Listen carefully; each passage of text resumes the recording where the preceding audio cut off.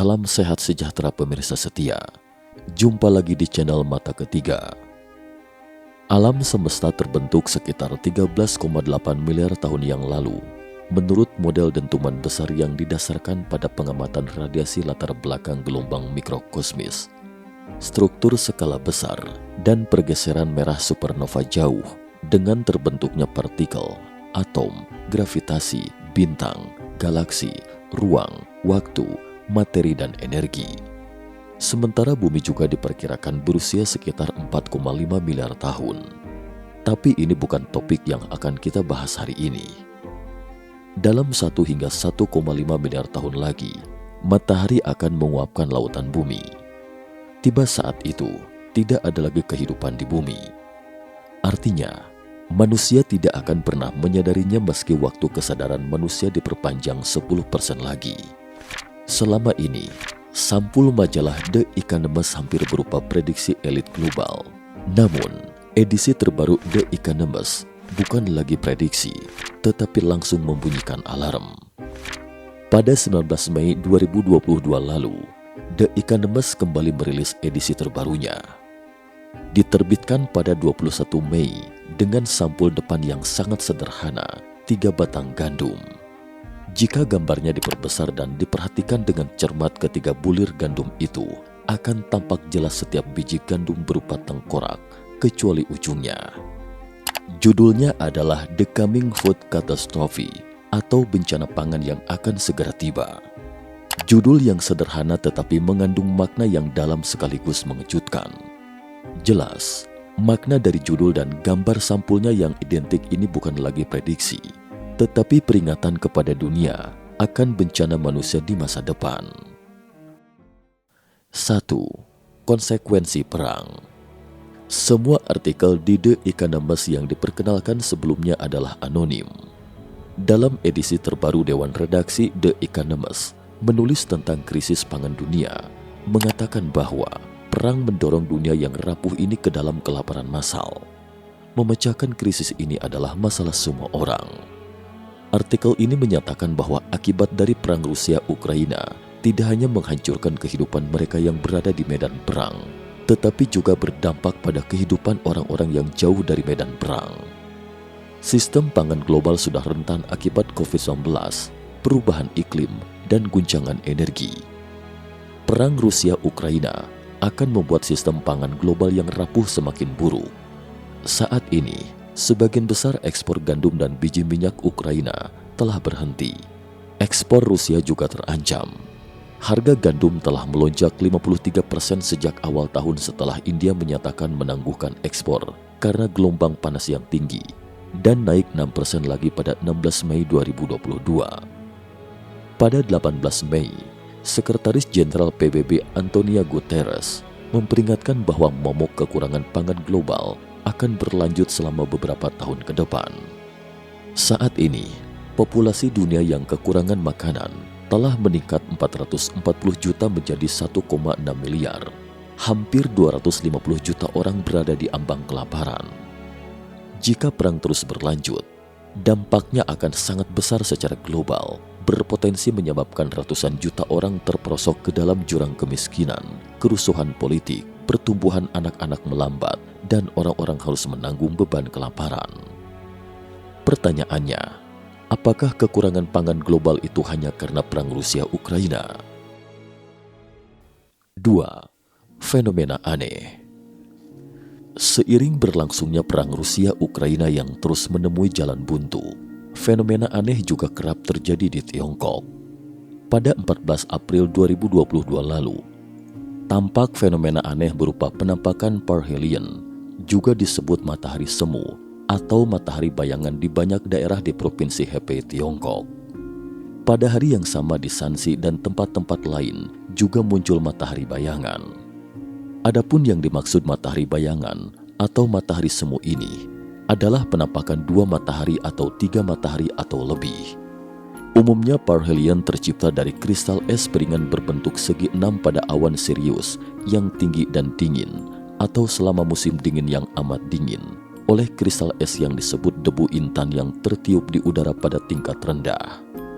Parhelion tampak sebagai pancaran cahaya berwarna di kiri kanan matahari, berjarak 22 derajat Celcius dan pada jarak yang sama di atas cakrawala. Kristal-kristal tersebut berfungsi sebagai prisma, membelokkan cahaya yang melewatinya dengan defleksi minimum 22 derajat Celcius. Apabila kristal-kristal terbenam di udara dan tertata secara vertikal, maka cahaya matahari terbiaskan secara mendatar. Dalam kasus ini, parhelion dapat terlihat, kadang 2 atau 5. Oleh karena itu, fenomena matahari bayangan itu sangat jarang terjadi. Namun fenomena ini pernah dicatat dalam catatan Tiongkok kuno, Huai Nanche, yaitu filsafat klasik Tiongkok kuno, abad kedua sebelum Masehi dari dinasti Han, 206 sebelum Masehi hingga 220 Masehi. Dari catatan kuno tersebut, menyebutkan bahwa munculnya matahari bayangan itu menandakan tibanya musim kemarau. Secara sains, sundogs atau matahari bayangan itu adalah fenomena optik di alam. Pertanyaannya, kekuatan seperti apa yang membuat kristal es piringan berbentuk segi enam itu tertata begitu rapi sehingga menyebabkan munculnya matahari semu? Begitu muncul matahari semu akan diikuti oleh bencana alam. Mengapa ada hukum seperti itu? Siapa yang mengendalikan hukum seperti itu yang tidak berubah selama ribuan tahun? Selain itu, pada tanggal 25 April 2022, sekitar jam 4 sore waktu setempat, cuaca di Shanghai tiba-tiba diterjang badai topan dan hujan, siang hari seperti malam. Pada 27 April 2 hari kemudian, terjadi hujan salju bulan April yang langka di Gunung Lingshan, Baihuashan dan Yanqing Haituo di barat Beijing. Pada saat itu, suhu telah mencapai lebih dari 20 derajat Celcius, tetapi tiba-tiba dihujani serpihan salju yang langka. Pada hari yang sama di kota Tatung, Provinsi Shanxi juga diterjang hujan dan salju, seolah-olah kembali ke musim dingin dalam semalam. Selain itu, banyak fenomena yang lebih aneh lagi juga terlihat di sejumlah besar wilayah Tiongkok. 3. Bambu berbunga. Menurut netizen Tiongkok, di sejumlah besar taman seperti area pemandangan Gunung Seribu Buddha, kota Chinan dan Taman Chuancheng Tiongkok banyak pohon bambu yang berbunga di mana-mana. Banyak warga dan turis yang belum pernah melihat pemandangan bambu berbunga. Karena merasa unik, mereka pun jalan-jalan ke hutan bambu untuk berfoto. Fenomena bambu berbunga juga terlihat di Fu'an, kota Tungtai dan Chirung, Provinsi Jiangsu, Tiongkok. Pada 27 April, netizen mengunggah sepenggal video bambu berbunga milik seorang warga desa Pak Chiao, kota Fu'an. Seorang warga setempat berusia 90-an mengatakan, dia belum pernah melihat pohon bambu yang berbunga dalam sepanjang hidupnya. Pada akhir tahun 2021, muncul lagi pemandangan aneh, pohon bambu yang tiba-tiba berbunga dan bahkan berbuah di Caoqing, Provinsi Chuangtong. Orang warga setempat bahwa bambu berbunga akan menyebabkan kerusakan parah pada beberapa hewan pemakan bambu, seperti panda raksasa. Chang Hemin, Direktur Pusat Penelitian dan Pengembangbiakan Panda Raksasa di Wolong Sichuan, Tiongkok mengatakan, panda raksasa memiliki kecenderungan pada satu makanan dan hanya terbiasa makan satu jenis bambu untuk waktu yang lama. Pohon bambu yang berbunga kemudian mati, maka panda raksasa terpaksa harus mencari makanan lain. Ini akan menjadi proses yang lebih sulit. Di antara mereka, panda raksasa yang sudah tua, lemah, sakit dan cacat mungkin akan disingkirkan. Bambu hanya mekar sekali sepanjang hidup. Setelah berbunga, ia akan cepat membentuk biji, kemudian mati secara besar-besaran. Ketika bambu mekar, itulah akhir dari hidupnya. Biji bambu adalah makanan yang sangat baik untuk hewan pengerat, terutama tikus. Menurut ilmuwan, bambu berbunga pernah terlihat di timur laut India. Saat itu populasi tikus tiba-tiba meningkat 4 kali lipat. Tidak hanya memakan biji bambu secara gila-gilaan, tetapi juga dengan cepat menggerogoti makanan yang disimpan di desa-desa sekitar, sehingga menyebabkan kelaparan lokal. Oleh karena itu, banyak netizen yang percaya bahwa bambu berbunga itu merupakan pertanda akan terjadi sesuatu. Kalangan lansia setempat juga sering mengatakan bahwa berbunganya pohon bambu akan membawa bencana. Apakah itu tahayul? 4. Fenomena alam petunjuk bencana. Para ilmuwan menemukan bahwa bambu akan bermekar dan layu secara massal menjelang tibanya beberapa bencana kekeringan. Hal ini karena bambu tergerus oleh erosi tanah. Di zaman modern, ketika terjadi beberapa bencana besar, pernah muncul fenomena bambu berbunga. Fenomena bambu berbunga kemudian mati layu secara berturut-turut pernah terjadi pada tahun 1974 di daerah Minsan, Sichuan, Tiongkok. Kemudian pada tahun 1976 terjadi gempa Songpan Pingwu dengan kekuatan 7 skala Richter. Pada tahun yang sama, pemimpin PKC Mao Zedong, Zhou Enlai, dan Chu Te meninggal secara silih berganti. Dari tahun 1983 hingga 1985, fenomena bambu berbunga skala besar muncul lagi di pegunungan Cheonglai. Banyak panda raksasa mati karena kekurangan makanan. Pada Agustus 1986, gempa bumi berkekuatan 5,8 skala Richter terjadi di Kabupaten Yanyuan, Provinsi Sichuan, Tiongkok. Pada tahun 2005, fenomena bambu berbunga skala luas kemudian mati layu kembali terlihat di pegunungan Minsan. Hingga akhir tahun 2007, luas area bambu berbunga mencapai 24.000 hektar.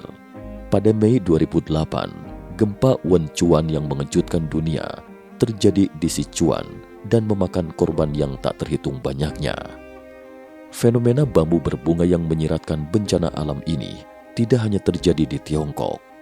Dari tahun 1958 hingga 1959, bambu berbunga juga terlihat di distrik Mizoram di timur laut India dekat Myanmar. Yang terjadi selanjutnya adalah kelaparan besar dengan korban tewas 10.000 hingga 15.000 orang dan ratusan ribu orang terlantar. Pada tahun 1911, fenomena bambu berbunga di India juga memicu bencana kelaparan hebat. Lebih jauh ke belakang pada tahun 1862, fenomena bambu berbunga di India juga mengakibatkan dampak yang sama mengerikannya. Mengapa selalu ada fenomena bambu berbunga setiap saat sebelum terjadinya bencana di dunia? 5. Peringatan alam. Bangsa Tiongkok kuno mengatakan tentang kesatuan manusia dan alam.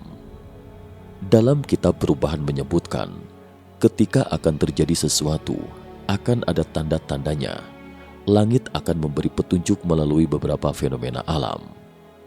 Mereka yang dapat membacanya dapat membuat perubahan yang relevan melalui tanda-tanda terkait, bagaimana menghindari atau setidaknya meminimalisir malapetaka yang akan terjadi. Sebagian besar raja kuno di timur dan barat sangat percaya akan fenomena ini. Mereka percaya bahwa terjadinya fenomena langit yang aneh dan bencana alam yang tidak normal adalah peringatan dan kutukan alam. Oleh karena itu, para raja bijak biasanya introspeksi diri, merenungkan kesalahan dan memperbaikinya. Jika terjadi bencana alam besar, mereka akan membuat pangkuan dosa dan meminta pengampunan Tuhan. Menurut buku kuno San Hai Ching, bambu berbunga itu sangat langka. Bunga mekar, bambu mati. Oleh karena itu, fenomena bambu berbunga bukanlah pertanda baik tetapi awal dari bencana. Ini menyiratkan sesuatu yang sangat buruk akan segera terjadi, seperti bencana, kelaparan, dan sebagainya. Di India, juga ada prediksi bahwa kelaparan akan terjadi ketika pohon bambu bermekaran. Pada tahun kedua dinasti Tang, atau 713 hingga 741, mengatakan bahwa bambu di Gunung Chongnan pada tahun kedua dinasti Tang tiba-tiba mekar dan memenuhi seluruh lembah pegunungan. Bambu-bambu dengan bunga seukuran butir gandum itu kemudian layu dan mati setelah berubah, yang menyebabkan kelaparan hebat kala itu. Lalu, apakah fenomena mekarnya bambu di Santong, Qingsu, dan Guangdong saat ini juga menunjukkan apa yang terjadi di zaman kuno? Santong, Jiangsu, dan Guangdong ini merupakan provinsi dengan produksi terbesar di Tiongkok dan lokasi geografisnya berbeda dari Sichuan, tidak berada di zona gempa. Menurut statistik 2017 dari Badan Pangan dan Cadangan Strategis Nasional Tiongkok, Provinsi Santong adalah provinsi penghasil biji-bijian nomor 1 di negara itu. Total nilai output biji-bijian tahun itu mencapai 394,6 miliar yuan, dan tanaman biji-bijian utama adalah gandum dan jagung. Anhui adalah provinsi terbesar kedua dalam hal produksi.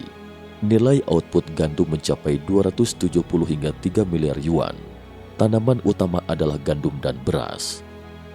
Provinsi produksi utama ketiga adalah Provinsi Jiangsu, yang merupakan basis produksi utama di Tiongkok, terutama beras. Nilai output biji-bijian adalah 261,6 miliar yuan. Tempat keempat adalah Provinsi Hubei. Provinsi Guangdong berada di peringkat kelima dengan nilai output biji-bijian sebesar 214,8 miliar yuan, terutama beras. Provinsi produksi berikut adalah Henan, Sichuan, Hunan, dan Hebei. Kita tahu apa yang terjadi di Hubei selama COVID-19. Konsekuensi dari pandemi pada produksi biji-bijian di Provinsi Hubei dapat dibayangkan. Belum lagi banjir yang terjadi di Henan tahun lalu. Ada lahan garapan yang rusak diterjang banjir. Jadi sepertinya apa yang akan terjadi selanjutnya dengan fenomena bambu berbunga di 3 provinsi penghasil biji-bijian utama ini? Bukankah itu jelas dengan sendirinya? Banyak komentar dan ahli percaya bahwa ini menandakan krisis kelaparan lain di Tiongkok. Selain itu, karena penutupan dan pengendalian yang disebabkan oleh babak baru epidemi, penanaman tanaman tahun ini tidak dapat dilakukan secara normal. Cuaca hujan dan bersalju di bulan Maret dan April juga tidak kondusif untuk penanaman pangan di utara. Ini berarti bahwa turunnya produksi pangan itu tak terelakkan.